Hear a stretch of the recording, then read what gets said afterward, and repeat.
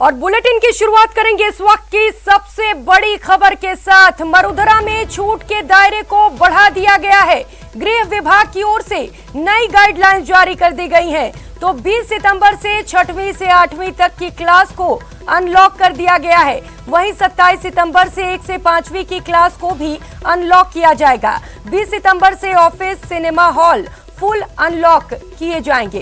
कार्यालयों में 100% कर्मचारियों की अनुमति रहेगी। वहीं शादी समारोह में 200 लोगों की अनुमति दी जाएगी। सिनेमा हॉल, थिएटर, मल्टीप्लेक्स 100% क्षमता के साथ खोले जाएंगे। सुबह 9 बजे से रात 10 बजे तक इसे खोला जाएगा। सहयोगी दिनेश हमारे साथ और भी ज्यादा जानकारी के साथ जुड़ चुके हैं। दिनेश, ये बड़ा ऐलान सरकार की ओर से कोरोना को लेकर तमाम छूट दिए जा रहे हैं, स्कूल भी दोबारा खोले जा रहे हैं। क्या कुछ तैयारियां की जाएंगी प्रशासन की ओर से?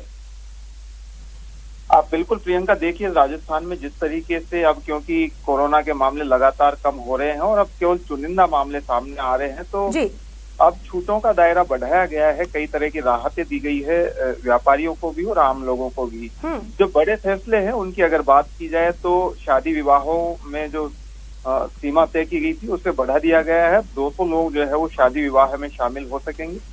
इसके साथ ही सरकारी कार्यालय जो है वो अब पूरी 100% क्षमता के साथ खुल सकेंगे। हालांकि जो भी कोविड प्रोटोकॉल है उनकी पालना करनी पड़ेगी। 2 गज की दूरी जो है वो कार्यालय में रखनी पड़ेगी। एक जो बड़ा फैसला है वो शैक्षणिक संस्थानों को लेकर है, क्योंकि 9वीं से 12वीं तक की कक्षाएं कॉलेज और कोचिंग संस्थान पहले खोल दिए गए थे, लेकिन अब जो है फैसला ये किया गया है कि 6वीं से 8वीं तक की कक्षाएं जो है वो 20 सितंबर से शुरू हो जाएंगी और 1ली से 5वीं तक की कक्षाएं 27 सितंबर से शुरू हो जाएगी। हालांकि जी दिनेश, बिल्कुल कक्षाएं फिर से शुरू होने वाली हैं, स्कूल अनलॉक होने वाले हैं। ऐसे में प्रशासन तो तैयारियां कर ही रहा है। लोगों को भी ये समझना होगा कि आंकड़े कम हुए हैं लेकिन खतरा बरकरार है। और न्यूज 18 राजस्थान सभी से अपील करता है कि सभी लोग कोरोना नियमों की पालना करें। बहुत शुक्रिया आपका दिनेश तमाम जानकारियों के लिए। और अब एक नजर प्राइम 25 पर। प्रधानमंत्री नरेंद्र मोदी के जन्मदिन के अवसर पर देश ने वैक्सीनेशन अभियान में नया रिकॉर्ड कायम किया है। एक दिन में पहली बार 2 करोड़ से अधिक कोरोना के टीके लगाए गए। मनसुख मंडाविया ने रिकॉर्ड वैक्सीनेशन होने पर ट्वीट किया। वैक्सीन सेवा को चरितार्थ करते हुए स्वास्थ्य कर्मियों एवं देशवासियों की तरफ से प्रधानमंत्री जी को उपहार दिया। इससे पहले दोपहर 1:30 बजे तक ही 1 करोड़ से ज्यादा डोज लगाए जा चुके थे। वैक्सीनेशन प्रोग्राम की रफ्तार का अंदाजा इस बात से लगाया जा सकता है कि हर सेकंड 525 से ज्यादा लोगों को डोज लगाए जा रहे हैं। राजस्थान में भी आज रिकॉर्ड वैक्सीनेशन हुआ। एक दिन में 11 लाख से ज्यादा वैक्सीन के डोज लगाए गए। प्रदेश भर में कई सेंटर्स पर टीके लगाए गए। अफगानिस्तान की स्थिति पर प्रधानमंत्री मोदी ने कहा कि अगर अस्थिरता और कट्टरवाद कायम रहता है तो ये पूरी दुनिया में आतंकवादी और चरमपंथी विचारधाराओं को प्रोत्साहित करेगा। पीएम मोदी ने तजाकिस्तान की राजधानी दुशांबे में आयोजित शंघाई सहयोग संगठन की वार्षिक शिखर सम्मेलन बैठक को संबोधित करते हुए कहा, अफगानिस्तान में सत्ता परिवर्तन समावेशी नहीं है और बिना बातचीत के हुआ है। प्रधानमंत्री नरेंद्र मोदी का 71वां जन्मदिन आज है। पीएम ने शुभकामनाएं देने के लिए लोगों का धन्यवाद दिया। प्रधानमंत्री मोदी के 71वें जन्मदिन को इस बार खास तरीके से देश भर में मनाया जा रहा है। इस मौके पर जहां रिकॉर्ड वैक्सीनेशन किया जा रहा है तो वहीं दूसरी तरफ भारतीय जनता पार्टी के नई दिल्ली स्थित मुख्यालय में सेवा और समर्पण अभियान की शुरुआत की गई। कांग्रेस नेता राहुल गांधी ने आज एक बार फिर बेरोजगारी के मुद्दे पर केंद्र की मोदी सरकार को निशाने पर लिया। उन्होंने ट्वीट कर कहा, राष्ट्रीय बेरोजगार दिवस की जरूरत ही नहीं पड़ती अगर बीजेपी जनता के लिए काम करती, मित्रों के लिए नहीं। पीएम मोदी के जन्मदिन को युवा कांग्रेस ने राष्ट्रीय बेरोजगारी दिवस के रूप में मनाया। प्रदेश में जगह जगह प्रदर्शन हुए और पैदल मार्च निकाला गया। कई जीवन रक्षक दवाओं को जीएसटी से छूट दी गई है। इसके अलावा कोविड इलाज में इस्तेमाल होने वाली दवाओं पर जीएसटी दरों को 31 दिसंबर तक बढ़ा दिया है।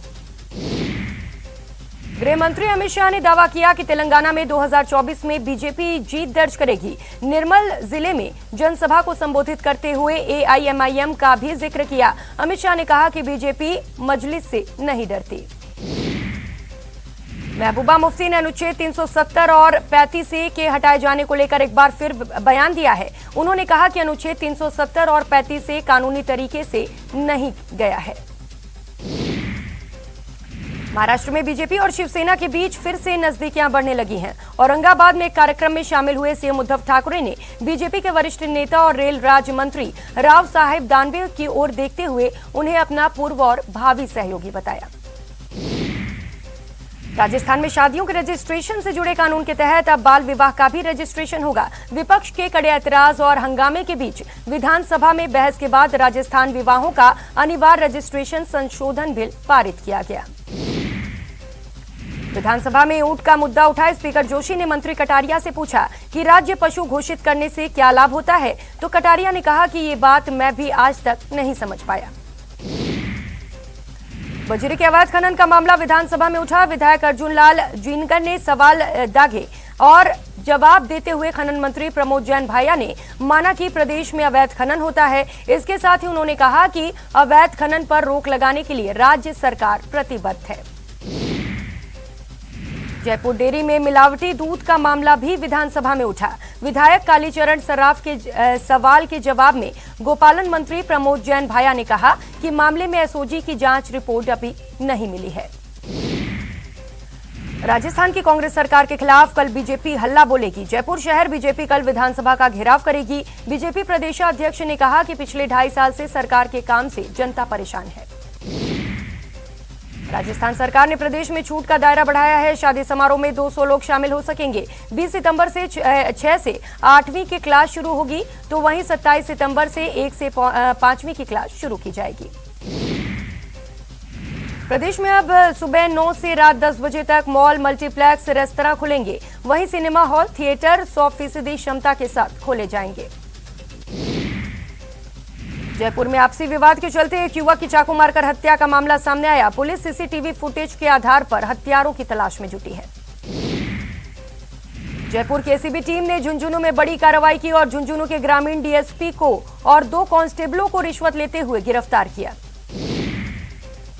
सब इंस्पेक्टर भर्ती परीक्षा को लेकर जयपुर पुलिस ने फर्जीवाड़ा करने वाले गिरोह का पर्दाफाश किया और डमी कैंडिडेट बनकर एग्जाम देने वाले 6 आरोपियों को गिरफ्तार किया। पाकिस्तान और न्यूजीलैंड के बीच आज से 3 मैचों की वनडे सीरीज का पहला मैच खेला जाना था, लेकिन सुरक्षा कारणों के चलते न्यूजीलैंड ने पाकिस्तान का दौरा रद्द कर दिया। खबरों में आगे बढ़ेंगे। पीएम मोदी ने कट्टरता को शांति का दुश्मन करार दिया है। एससीओ की बैठक में पीएम ने कहा कि ये बड़ी चुनौती है और इससे एकजुट होकर लड़ना होगा।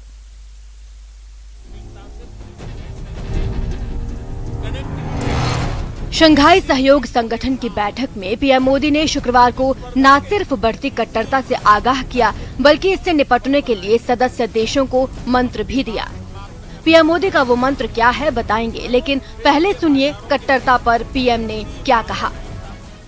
मेरा मानना है कि इस क्षेत्र में सबसे बड़ी चुनौतियां शांति, सुरक्षा और ट्रस्ट डेफिसिट से संबंधित है और इन समस्याओं का मूल कारण बढ़ता हुआ रेडिकलाइजेशन है। बैठक में पीएम मोदी ने अफगानिस्तान समस्या के लिए भी कट्टरता को ही जिम्मेदार ठहराया और एससीओ देशों से इस समस्या पर ध्यान देने की अपील की। अफगानिस्तान में हाल के घटनाक्रम ने इस चुनौती को और स्पष्ट कर दिया है। इस मुद्दे पर एससीओ को पहल लेकर कार्य करना चाहिए। आइए अब सुन लीजिए कट्टरता से निपटने के लिए पीएम मोदी ने एससीओ सदस्य देशों को क्या मंत्र दिया। सुफीवाद जैसी परंपराएं यहां सदियों से पनपी और पूरे क्षेत्र और विश्व में फैली। इनकी छवि हम आज भी इस क्षेत्र की सांस्कृतिक विरासत में देख सकते हैं। मध्य एशिया की इस ऐतिहासिक धरोहर के आधार पर एससीओ को रेडिकलाइजेशन और एक्सट्रीमिज्म से लड़ने का एक साझा टेम्पलेट डेवलप करना चाहिए। पीएम मोदी ने कहा कि क्षेत्र की शांति और सुरक्षा के लिए कट्टरता से लड़ाई बहुत जरूरी है और इससे युवाओं का भविष्य भी सुरक्षित होगा। रेडिकलाइजेशन से लड़ाई, क्षेत्रीय सुरक्षा और आपसी ट्रस्ट के लिए तो आवश्यक है ही। यह हमारी युवा पीढ़ियों के उज्जवल भविष्य के लिए भी जरूरी है। पीएम मोदी ने एससीओ की 20वीं वर्षगांठ पर कट्टरता का विरोध कर एक बड़ा संदेश देने की कोशिश की है, क्योंकि कट्टरता का सबक सीखकर ही कोई आतंक की राह पर चलने लगता है और इससे जंग एकजुट होकर ही लड़ी जा सकती है। Bureau report, news 18 network. Bulletin में बस इतना ही। आगे देखिए क्रिप्टो की समझ।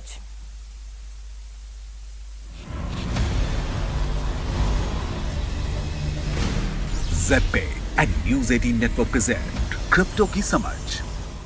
क्रिप्टो करेंसी पर जेपे और नेटवर्क 18 की स्पेशल सीरीज क्रिप्टो की समझ में आपका स्वागत है। इस सीरीज के जरिए हम आपको क्रिप्टो करेंसी की दुनिया की सबसे लेटेस्ट न्यूज और अपडेट्स के बारे में बताने वाले हैं। आज मैं आपको बताऊंगा क्रिप्टो करेंसी से जुड़े दुनिया भर की रोचक खबरें। तो चलिए शुरुआत करते हैं। यूक्रेन अब बिटकॉइन को लीगलाइज करने वाला 5वां देश बन गया है। यूक्रेन की संसद ने सभी वर्चुअल फाइनेंशियल एसेट को लीगलाइज और रेगुलेट करने के लिए एक बिल पास किया है। बिल जिसे 2020 में लागू किया गया था। यह बिल क्रिप्टो करेंसी से जुड़े ऑनर, ट्रेडर और कंपनियों को सिक्योरिटी प्रोवाइड करता है। जुलाई 2019 से जून 2020 तक यूक्रेनियन को $8 बिलियन की क्रिप्टो करेंसी रिसीव हुई थी। क्रिप्टो अपनाने के मामले में लैटिन अमेरिका देश सबसे आगे है। पराग्वे और पनामा जैसे देशों में भी क्रिप्टो करेंसी अपनाने की संभावना है। जेपी मॉर्गन, इथेरियम, कार्डोनो सोलाना की स्काई हाई प्राइस से चिंतित चेतावनी की क्रिप्टो मार्केट फौर्दी दिख रहे हैं। बैंक एनालिस्ट ने ग्राहकों को लिखे एक नोट में लिखा है, क्रिप्टो करेंसी मार्केट फिर से फौर्दी दिख रहा है। उनका कहना है कि हिस्टोरिकल स्टैंडर्ड से एल्टकॉइन को शेयर ऊंचा दिखाई दे रहा है और उनकी राय में यह एक स्ट्रक्चरल अपट्रेंड के रिफ्लेक्शन के बजाय फोर्थ और रिटेल इन्वेस्टर मेनिया का रिफ्लेक्शन होने की ज्यादा संभावना है। जेपी मॉर्गन के अनुसार अगस्त में शेयरों में रिकॉर्ड दिलचस्पी ने भी एल्टकॉइन मार्केट को आगे बढ़ाने में मदद की, क्योंकि स्टॉक खरीदने का उत्साह क्रिप्टो करेंसी में भी नजर आया। बैंक एनालिस्ट के अनुसार इसका सबसे ज्यादा फायदा एनएफटी और डीफाई टोकन को मिला। अब हमारे साथ जुड़ रहे हैं प्रसन्ना लोहार। दुनिया भर में न्यू क्रिप्टो ट्रेंडिंग कम्युनिटी के तेजी से बढ़ने पर आपका क्या व्यू है? हाँ, दुनिया भर में क्रिप्टो ट्रेडिंग काफी बढ़ रहा है। छोटे छोटे कंट्रीज जैसे इस्टोनिया, माल्टा, यहाँ पे क्रिप्टो के लिए काफी लीगल लॉज और रेगुलेशंस है और रेगुलेशन भी उसको सपोर्ट करता है। एक छोटी कंट्री है अल सैदर, वहाँ तो लोकल प्रेसिडेंट ने बोला है कि $35 का बिटकॉइन सारे सिटीजन्स को दिया जाएगा। सो काफी कंट्रीज में क्रिप्टो का अडॉप्शन हुआ है, बट इंडिया लाइक कंट्री में अभी तक इतना डिटेल में नहीं हुआ है, बिकॉज हमारा रेगुलेशन उसको सपोर्ट नहीं करता है।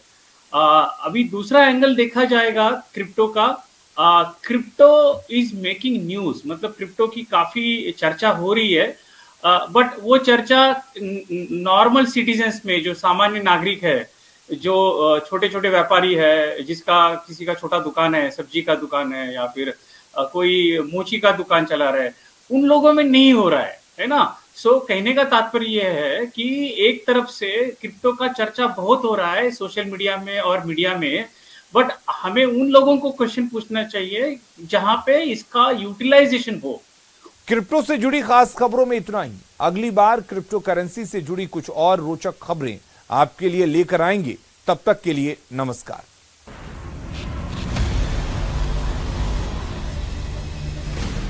ZPay and News 18 Network present crypto की समझ।